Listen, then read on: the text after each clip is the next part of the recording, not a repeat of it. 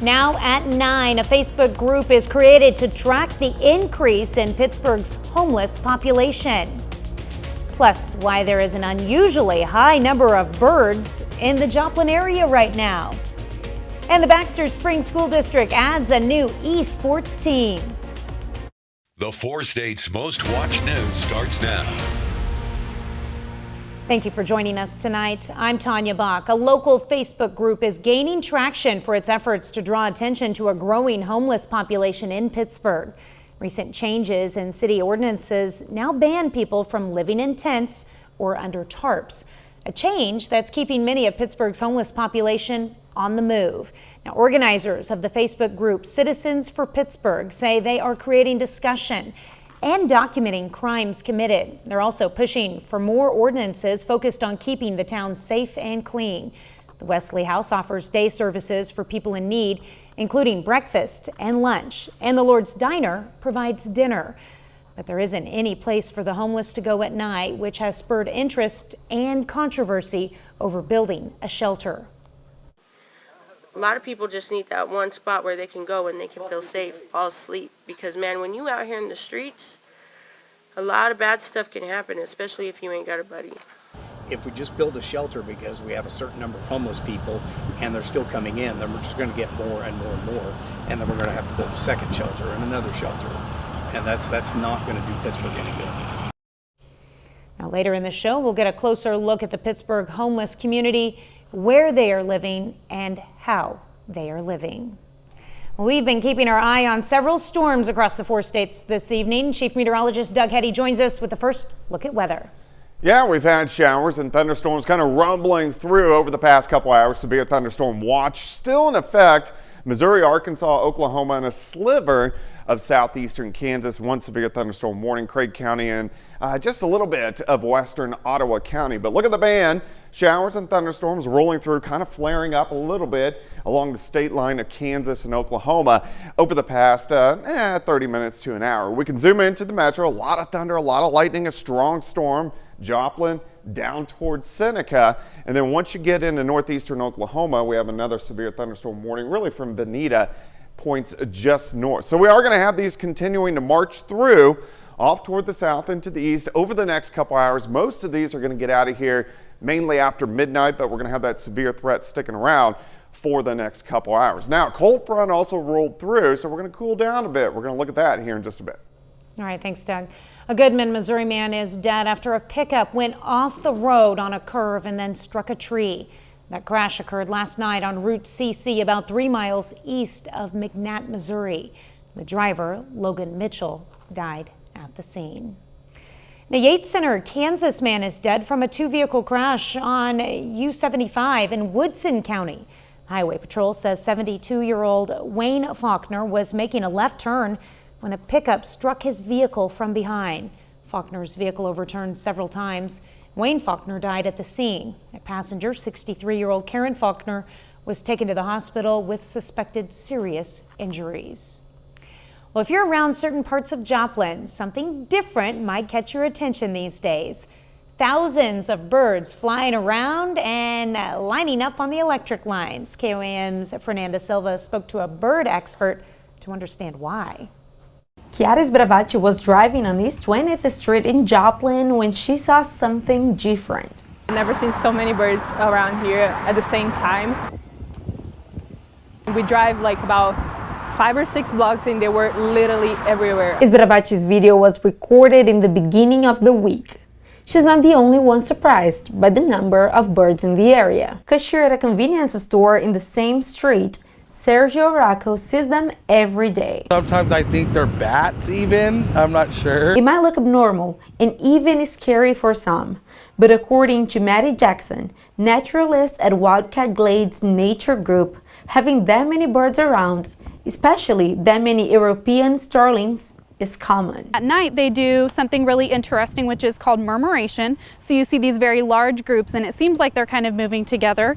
It's thought that that's to avoid predators. Experts say because this is the end of the breeding season, the bird population might be bigger than usual. They also mentioned that the birds might be picking this area of Joplin because of the food availability. Originally from Europe, these birds are now very populous all over the United States. While European starlings likely won't cause trouble for us humans, that doesn't mean that they are not affecting other species around them. In Missouri, they do something called displacing native species, so they outcompete for nest sites and for food. So our native birds that evolved to be here are in competition with starlings, and starlings are just good at what they do. In a bird competition, European starlings certainly put a good show in the skies. It was just beautiful to see and a little scary, but it was nice. In Joplin, Fernanda Silva, KOAM News. If you want to see the European starlings in Joplin, Maddie Jackson recommends driving by East 20th and Rangeline in Joplin around 7 p.m. All right. Well, it's not just birds showing up in Joplin. Missouri Southern today hosted a petting zoo with a variety of furry and scaled creatures. Students and staff were able to get up close with animals, including a wallaby, a kangaroo, an ostrich, a bearded dragon, a llama, and goats. Officials say it serves as a bit of stress relief as the new school year gets underway. Just to keep the students engaged, having fun on campus, giving them unique experiences that they may not get to have anywhere else. So today we brought a zoo along just for them to come in between classes, and there's some baby wallabies and baby kangaroos, which I seem to be the most popular. The petting zoo was set up on the MSSU campus oval. Well, Baxter Springs High School is debuting an esports team. KOAM's Amber Jenkins talked to some students about their upcoming season. As many know, September is the start of football season, but another sport is starting too. Welcome to the first ever official esports team. Just replace the helmet with a headset. So our goal is to just be competitive. There's over 3,300 schools in the entire high school esports league, and while we'll only be playing schools in our region, we are going to be facing very good teams and very good players. Each unit costs about $2,000, including the gaming chair, headset, and computer. Baxter Springs High School wanted to give the students quality units to propel their skills or develop them. How do I change my settings? Well, I'm just not really game kind of person, but I do play video games, just not a lot. I mean, I've been a gamer my whole life. It's just this is natural to me. I had to quit basketball and volleyball so that I could do it because I just wanted to be able to just do this year. For some gamers, the esports team provides a safe environment to game without any online trolls or harassment. That's why I kept myself hidden and I didn't use my voice and my face, because that's how it is being a woman. I sound like a man. I know, but you know. The popular tactical shooter, Valorant, is one of the games the team will compete in. I'm dead. That one. The students say the game forces you to think and communicate efficiently and quickly. That can definitely translate to the classroom. If you're struggling with something, they can help you out, or you can help someone else out. I do like a lot of stuff where you have to think and you have to go and do puzzle things, like Little Nightmares, for example. You have to do a lot of thinking in that game. Reporting in Baxter Springs, Amber Jenkins, KOAM News. The esports team will have 3 seasons every school year, one for fall, winter, and spring. Well, coming up, we'll learn about the rare form of cancer that killed legendary musician Jimmy Buffett. We're learning more about the health battle Jimmy Buffett had been facing before his death on Friday. The singer-songwriter had been fighting a rare skin cancer. Mandy Gaither has more on what's known about Merkel cell carcinoma. For the past 4 years, Jimmy Buffett continued doing what he loved, being on stage. Fans had no idea the singer-songwriter was undergoing treatment for Merkel cell carcinoma. Oftentimes, it's not diagnosed very early because it's a rare cancer. The American Cancer Society says that while the disease is uncommon, the numbers of people diagnosed with this form of skin cancer has been rising over the past few decades as the population ages. Scientists don't know the exact cause, but in many cases it's connected to UV exposure or caused by a virus. It often presents as a nodule in the skin. Sometimes it's flesh colored, sometimes it's violet colored. Those at highest risk are men, people with light-colored skin, seniors over the age of 70, those who are immunocompromised, and people with significant sun exposure. If you're having risk factors and you notice a nodule in your skin that doesn't hurt, but it's growing relatively rapidly, make sure you have it checked out. Like other cancers that come from viruses, the American Cancer Society says Merkel cell carcinoma is very responsive to newer immunotherapies. That has really become the frontline treatment once the cancer has spread, with response rates which are very encouraging, and also some patients with very long duration of remissions. For Health Minute, I'm Mandy Gaither. Well, Merkel cell carcinoma typically shows up on a person's face or neck or in other areas that are often exposed to the sun, like the arm. It can also be found in places like inside the nose or the esophagus. Well, silencing 2 genes may help patients with head and neck cancers respond to chemotherapy. Scientists from Queen Mary University of London found resistant cells became 30 times more sensitive to a drug called cisplatin. They say the findings could potentially extend to other cancers with the elevated levels of the genes. Well, Doug is next with a complete look at the forecast. And later, Pitt State and Missouri Southern are preparing for their Week 2 matchups. We'll hear from them, both teams, in sports.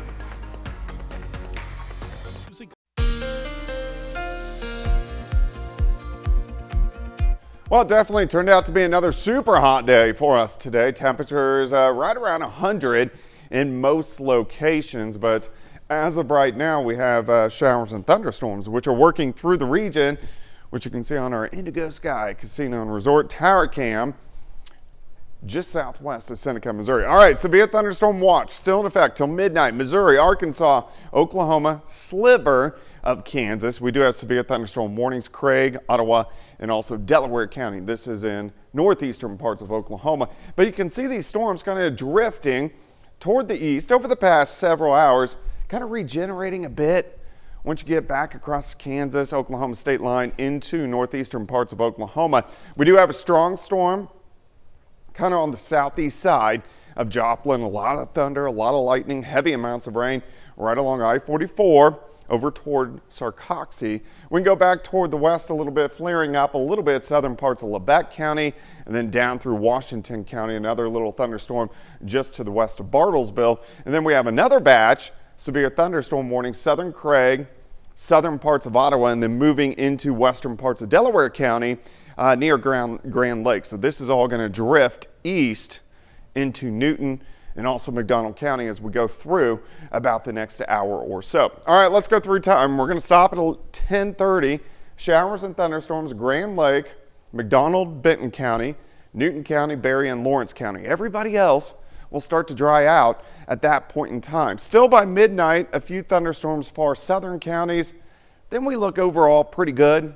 Most of us are going to be dry as we go into tomorrow morning. Temperatures are going to drop back into the lower 60s for overnight lows, which is going to be pretty nice. Temperatures still up there. If you have the rain, you're cooler, but areas that don't have the rain, you're still sitting into the 80s at this point in time, really coming down 7th and range line, sitting at 81, northerly winds behind that front, and we have, it feels like it's about 80 degrees. Look at the winds. Look at the wind shift line. So here's our front that is dropping in, and that's actually going to cool us off a bit as we go through the next couple days. So this wave working through, dropping in, a little bit cooler Canadian air, at least for one day. So that's good. As we go through the morning hours, by noon, we're going to be into the upper 70s. And look at our highs, 85, 86, 87 degrees, so quite a bit cooler than what we saw today. We'll drop back into lower 60s by Thursday morning, and then Thursday afternoon, a little bit hotter as we get up back near 90 degrees, and then chances for showers and thunderstorms back in as we go into Thursday night and Friday morning. All right, so cooler tomorrow, 86, back to 92 on Thursday. Near 90 on Friday. Showers and thunderstorms during the morning hours. Most of the weekend looks pretty good, near 90, and then significantly cooler again Next week, high temp of only 80 on Tuesday. Yeah, that's pretty good. I like those lower temperatures. That's Yeah. nice. We can take that. Yes, Enjoy it. All right, thanks, Doug. Well, coming up, is it still worth it? Pop quiz. Who makes more money? A recent college graduate or someone fresh out of trade school? Now, what if you add in those student loans? I'm Caroline Shively in Washington. I'll have some answers coming up.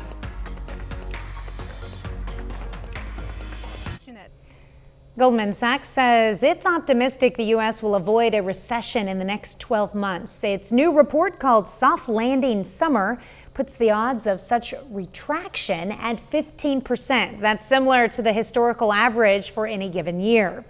The report suggests wages will grow faster than prices, overcoming rate increases from the Federal Reserve.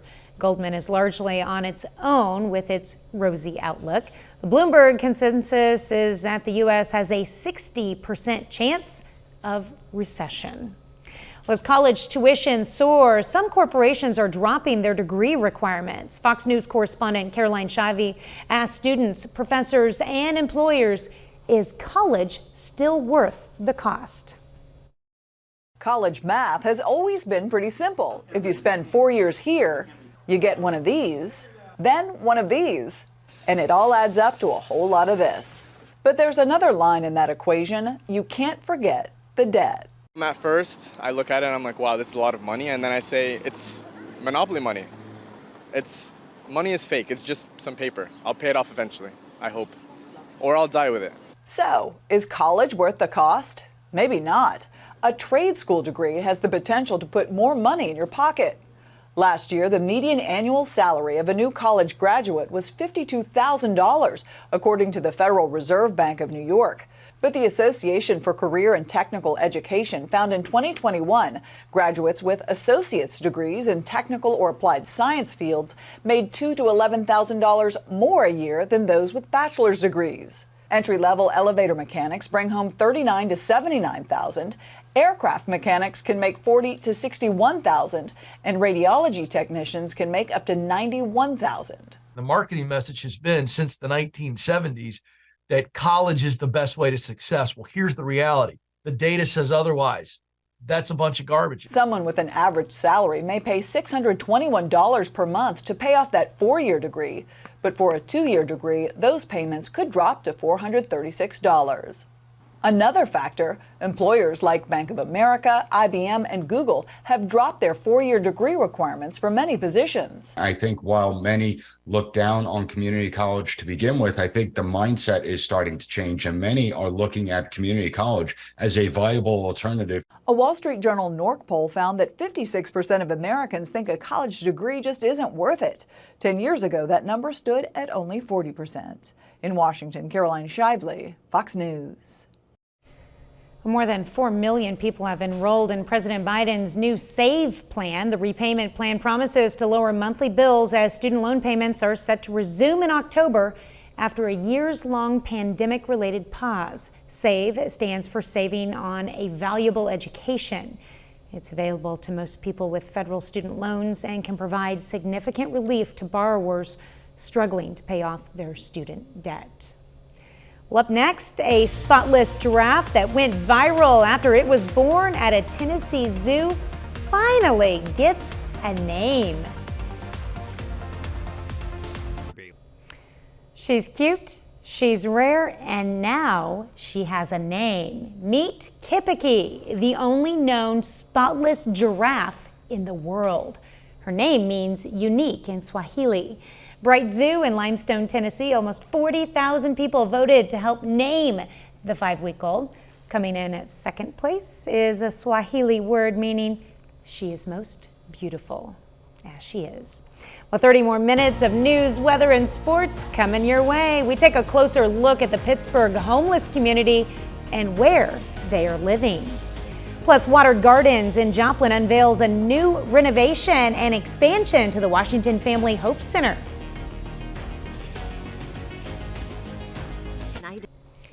It's no question, homelessness is on the rise across America. Numbers from the National Alliance to End Homelessness data show more than 420,000 people as homeless in 2022. Unfortunately, the city of Pittsburgh is no different. I sat down with city leaders to get their take on the situation and then hit the streets to talk to the homeless firsthand. Is your current monthly rent mortgage amount? What is it? 0. Shay Ellsworth is helping her homeless friends apply for food stamps. She moved to Pittsburgh 5 months ago from Hayes, Kansas. So I came down here for family, but me and my family didn't see eye to eye. Ellsworth is part of the latest wave of homeless who have moved into Pittsburgh. Reported numbers show 300 homeless in Crawford County, with about 100 of them living in Pittsburgh. The reality is, so few people can be trusted nowadays. David McClendon, on the streets for the past 5 years, is on track to have both a job and house by this winter. He says as new homeless move into town, their community is getting a bad rap. This group has attacked 2 of our local elderly ladies, one 63-year-old disabled woman. Another woman in her 50s, I think she's like 54, 56, something like that, attacked her with a bat, a baseball bat. I'm like...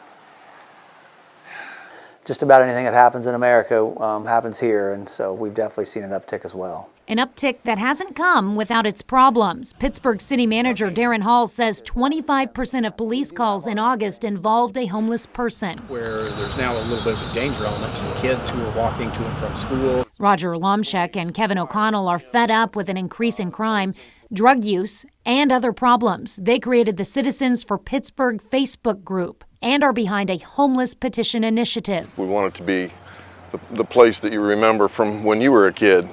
So that's basically our group effort, is to just try and improve the quality of life in Pittsburgh. One of their talking points, holding property owners accountable for abandoned homes. You know, it's natural. It's when the pink slip goes on the door, it's kind of a obvious sign that it's probably uninhabited and it's available, but it's really not. It's not safe. Kim Foreman leads the city's codes enforcement and inspection departments. She says we can expect the removal of more condemned homes in 2024 as the city has tripled its demolition budget. You know, we understand it's taking away shelter, but it's usually someone else's property.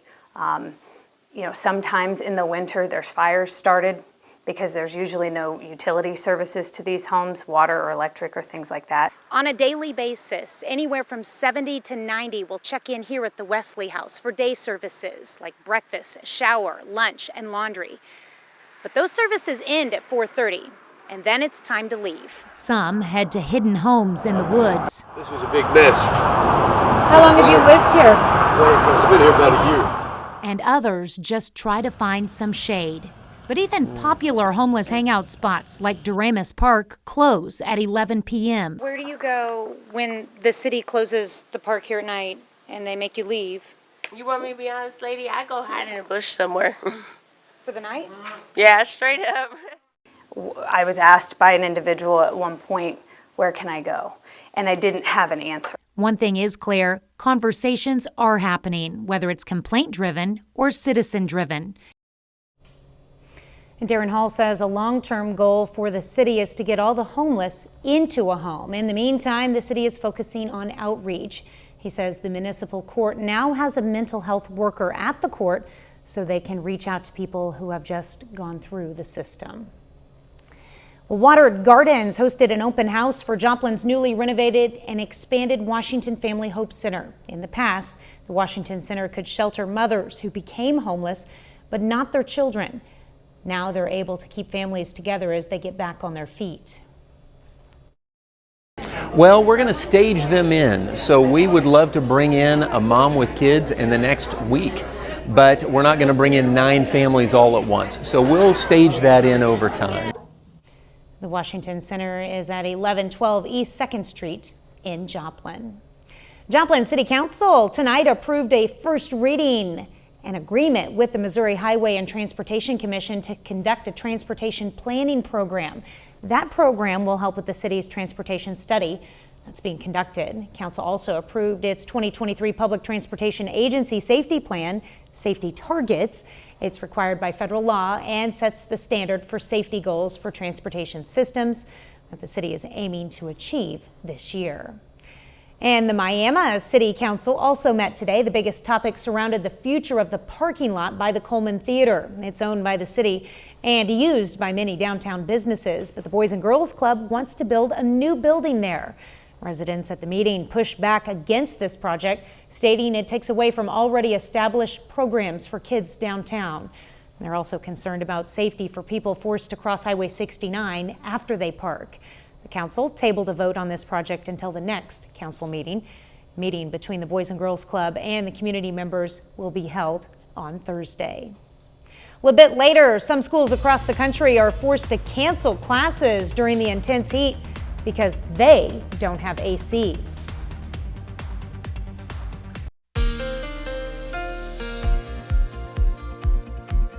Well, of course, we've been tracking showers and thunderstorms across the region over the past several hours. We still have a severe thunderstorm watch in effect. Southwestern Missouri, Arkansas, northeastern Oklahoma, a little bit of Kansas, but Kansas is pretty much out of the threat. But you can see this is until midnight as we've had bands of showers and thunderstorms kind of working off toward the south and to the east. Most of these now are along and south of I-44 and will continue to track south and east as we go through the next couple hours. So right along the state line, Newton County down through Delaware County, Craig County, in northeastern parts of Oklahoma. Heaviest rain is just pushed out of Joplin from Carthage to Sarcoxy, down to Neosho, Granby. A strong storm, not severe, but definitely strong.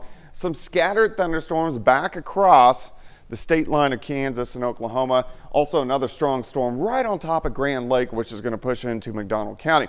So we are still going to have the thunderstorms over the next couple hours, and then most of these are going to work out of here by the time we get to about 11, midnight for us tonight. Showers and thunderstorms pressing out. Still a couple trying to pop up late tonight in our very far southern counties, but besides that, we look pretty good as we back down into the mid 60s. All right, temperatures right now, we're cooling down. 77 in Nevada, 84 in Neosho, 88 in Miami, 71 in Pittsburgh. It's wet outside here, 7th and Rangeline. 78 still feels like 80 degrees across the region. The winds are starting to switch around out of the northwest as our cold front is dropping in, and it's that cold front that has fired off these showers and thunderstorms. So this upper level wave pushes through. We get a little bit cooler air behind it, dragging down from parts of Canada, so at least a little bit better as we go into tomorrow. Temperatures mid to upper 70s by noon. Most of us will top out mid 80s. 85 Stockton, 85 Grove, 86 in Fort Scott. Fredonia, about 87 degrees. Tomorrow night, very comfortable. We drop back into lower 60s by the time we head into Thursday morning. And then Thursday afternoon heats back up a little bit. High temps right around 90 degrees into lower 90s on the Kansas and Oklahoma side. Chances for showers and thunderstorms start to spread back in by the time we get into Thursday night and Friday morning. That'll be our next shot.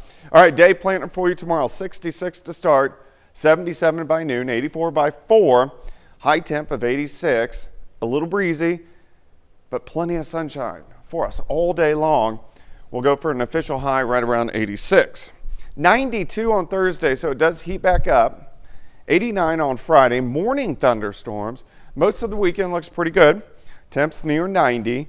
Chances for thunderstorms late Monday into Tuesday with another cold front, so high temps on Tuesday of only 80 degrees. So overall, I know we are near 100 today, but temperatures overall starting to trend a little more fall-like. Yeah, I like that. Yeah, we can get to fall and we can just stay there. There you go. Pause it. All right, thanks, Doug. Well, coming up in sports, Missouri Southern and Pitt State football preview their Week 2 opponents. Plus, Neosho softball hosts Nixon, a game that goes down to the wire. John Dales has those stories and more up next.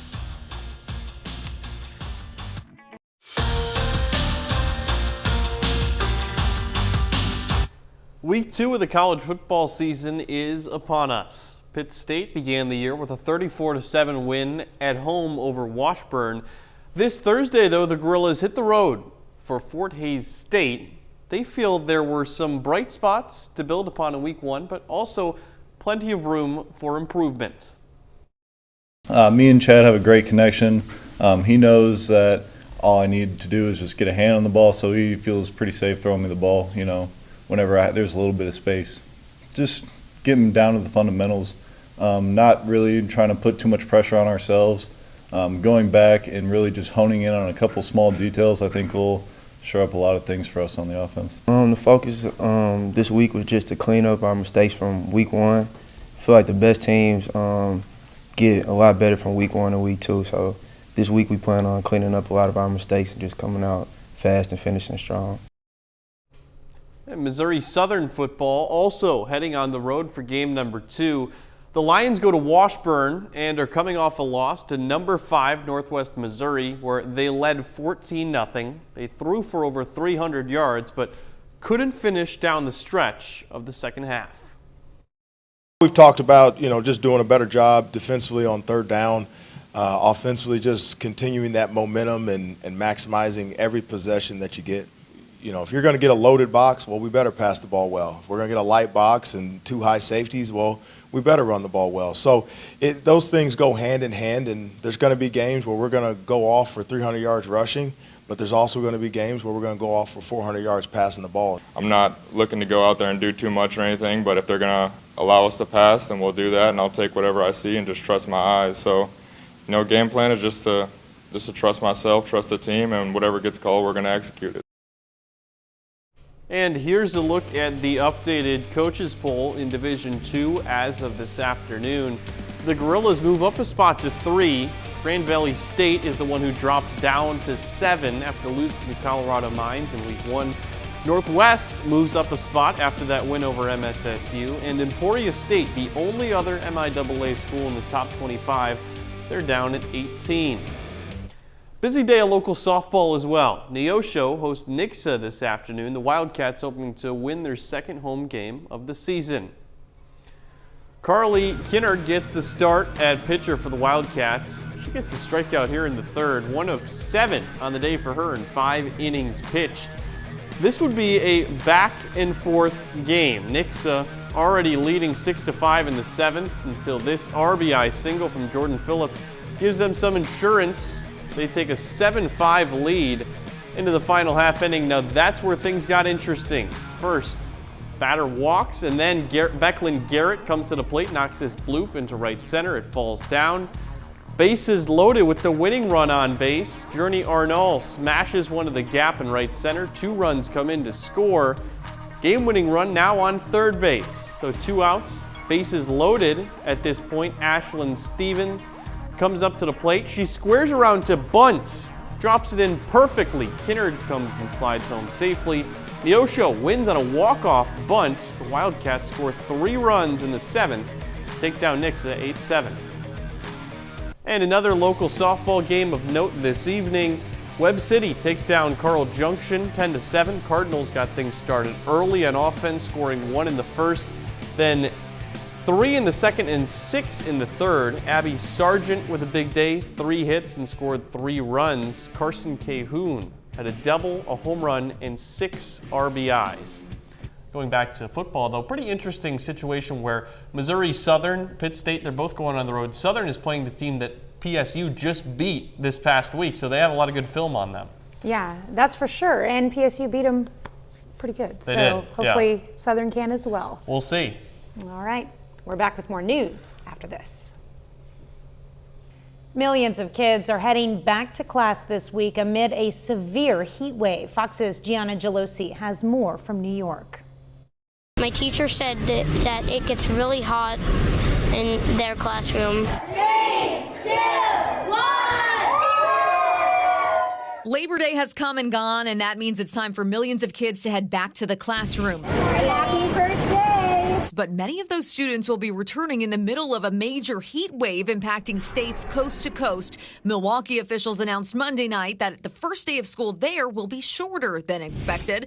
Classes ending early on Tuesday due to extreme heat warnings. In Minneapolis, temperatures are expected to reach well over 90 degrees, prompting fears of heat-related illnesses. Officials there say they won't delay the start of the new year, but advise faculty and staff to keep kids in air-conditioned rooms whenever possible. Some students say that's not a realistic plan. There's probably like 2 rooms with AC, so a lot of the teachers like take their classes to those rooms, but you know, there's too many classes to fill those up. And it's a similar situation in the Northeast. Dozens of schools announcing early dismissals on Tuesday and Wednesday to keep kids safe, including Philadelphia, where some parents are questioning the timing of the reopening, saying kids should still be playing at the pool in this kind of heat. I think they should just postpone opening up the schools this week and wait until it's weather conditioned so that they can enjoy the first day. And America's biggest school district, New York City, is gearing up for students to return Thursday. There have been no early dismissals announced so far. In New York, Gianna Gelosi, Fox News. Coming up, how a Colorado couple became known for bringing an unusual and long-necked passenger with them in their convertible. One couple in Colorado Springs is known for something a little odd. Lindsay Grove has their story and their unusual convertible passenger. It is so funny watching people. They're taking pictures of us, they're smiling, they're waving. It all started with a daughter who loved giraffes. I was redecorating my daughter's bedroom and I ordered it online, and when it came I took it out of the box and it happened to be in the garage sitting next to an older convertible that we had, and I just thought, gee, I bet that looks funny in the back seat. She drove the giraffe around the block and watched the neighborhood kids light up. She realized then that this could be an easy way to bring joy to others. She came and said, "Oh, you got to do." I said, "I ain't driving around with no giraffe in the car, Sally." And then she, "Oh, you just got to try." So I tried it once and I was hooked. 15 years later, Sprinkles the giraffe hits the road every single time the couple does. He is as much a part of the car as the steering wheel. You definitely drive safe because you know if you cut someone off, they are going to remember that you were in a red convertible with a giraffe and they're going to find you. Why do you do it? To share blessing. I mean, really, that's what it's all about. Just sharing blessing, making people smile. And in one special case, they tell me that Sprinkles helped a grieving family. Large SUV pulled up beside us. They said, we just came from a funeral and we've been crying for 3 days, and this is the first time we've smiled. So that made us, that's why we do it. Making Colorado Springs a better place, one drive at a time. You know, some people have the gift of singing, some have the gift of art to bless other people. We have the gift of driving around with a giraffe in the back seat of the convertible. I love it. What a great story. That's our time for tonight. Thanks for joining us. We leave you with video of a panda in China celebrating its 12th birthday. Have a great night and an even better tomorrow.